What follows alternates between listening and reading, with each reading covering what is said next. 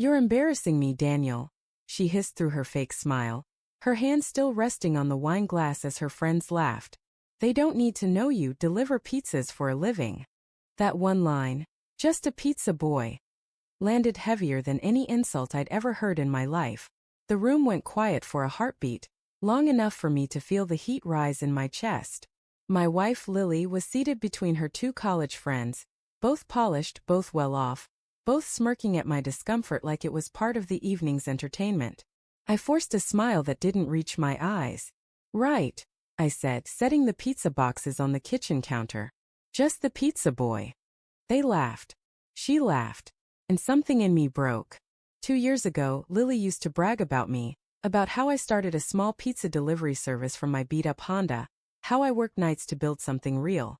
She'd bring me coffee when I worked late and say things like, "You're going to make it big one day, Danny."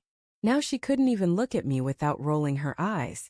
I stood in her friend's polished living room, pretending not to care that I didn't belong there. They were the kind of people who drank wine they couldn't pronounce and talked about networking like it was a sport. I didn't fit in. But I hadn't realized that meant I didn't fit with her anymore either. After they finished their little dinner party, I grabbed my jacket. "I'll wait in the car," I said quietly.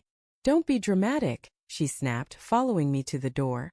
"They didn't mean anything by it. You called me just a pizza boy." She scoffed. "Oh, come on, Daniel. It's a joke. You take everything so personally." "No, Lily," I said, turning to her, voice trembling. "You don't call the man who pays half the mortgage a joke." Her expression hardened. "You think delivering pizzas is paying the mortgage? You barely bring in anything." That one hit harder. I stared at her. "Wow. Don't twist my words," she said quickly, but her tone was sharp. "I'm just saying. I've worked hard to build a certain image with my friends. They're successful, Daniel. They're investors, lawyers. And I'm not good enough to be part of that world, right?"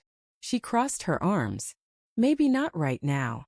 That night, she fell asleep scrolling through her phone, still smiling faintly at something she was reading. I lay beside her, staring at the ceiling. My heart was heavy, not just with anger, but with a creeping suspicion that had been growing for weeks. The late-night texts. The sudden business trips. The distance. I wanted to believe she was just drifting away because of stress. But part of me, the part that had heard her call me just a pizza boy, knew better. The next evening I made a delivery run myself. I hadn't done one in months. Ever since the franchise expanded and I'd hired drivers. I still like to go out sometimes to remind myself where it all started. But that night something felt off. Her business trip had supposedly started that morning. I kissed her goodbye before sunrise. But when I checked our shared location app, one she'd forgotten we still had linked, it showed her phone still in the city. Downtown. At a hotel. I stared at the screen, my pulse thundering. And then without thinking I got in my car. The hotel was one of those upscale places that smelled like money. I parked outside, heart hammering in my chest. My mind spun with excuses, possibilities, lies I didn't want to believe. I walked inside, still in my delivery uniform. Black polo, company logo stitched on the chest. The receptionist gave me a polite nod. "Delivery for room 908, I said, making up the number. She smiled. "Go right ahead, sir." The elevator ride felt endless.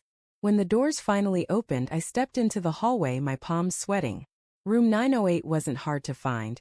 It was her room number. I'd seen it once before on her email confirmation. I stood there for a full minute before knocking. Footsteps. Then the door opened. Lily froze. Her lipstick was smudged. Her blouse, slightly unbuttoned.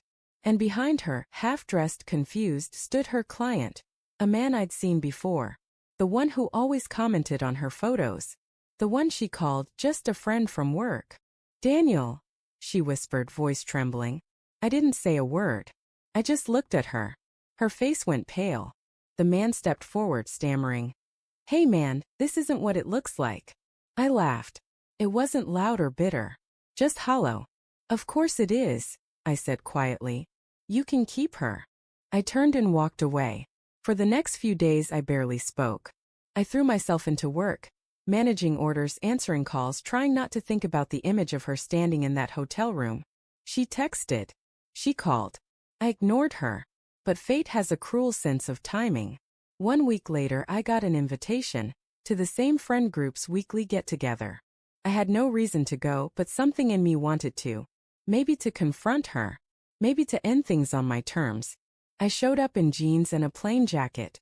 She was there, of course, looking perfect in a red dress, pretending nothing had happened. Her friends smiled awkwardly when they saw me. "Didn't expect to see you here," one of them muttered. "Yeah," I said, sitting down. "Thought I'd deliver a message in person." Lily shot me a warning look. "Daniel, don't." Before I could respond, the TV in the corner flickered on. The host's voice echoed through the room. "Tonight, we highlight one of the fastest-growing local businesses in the city, Fireslice, founded by none other than Daniel Rhodes." Every head turned. On screen, there I was, standing in my restaurant, shaking hands with investors, explaining our upcoming franchise expansion. The segment went on. From delivering pizzas in his old Honda to owning 5 thriving branches across the state, Daniel Rhodes' story proves that hard work and heart still matter in business. The room was silent. Lily's wine glass trembled in her hand. I looked right at her. Guess the pizza boy did okay after all. Her eyes filled with tears. "Daniel, I didn't mean." "Yes, you did," I interrupted, voice calm. "And that's fine. Because now I finally believe you." She followed me outside, grabbing my arm. "Please, Daniel. I made a mistake. I was scared of being judged, scared of losing status." "Status?" I said, pulling away.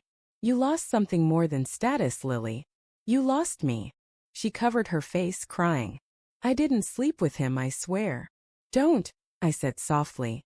"Don't ruin this with another lie." Her sobs echoed in the night air. I turned toward my car, and for the first time in months I felt free. A few weeks later, the interview aired nationally.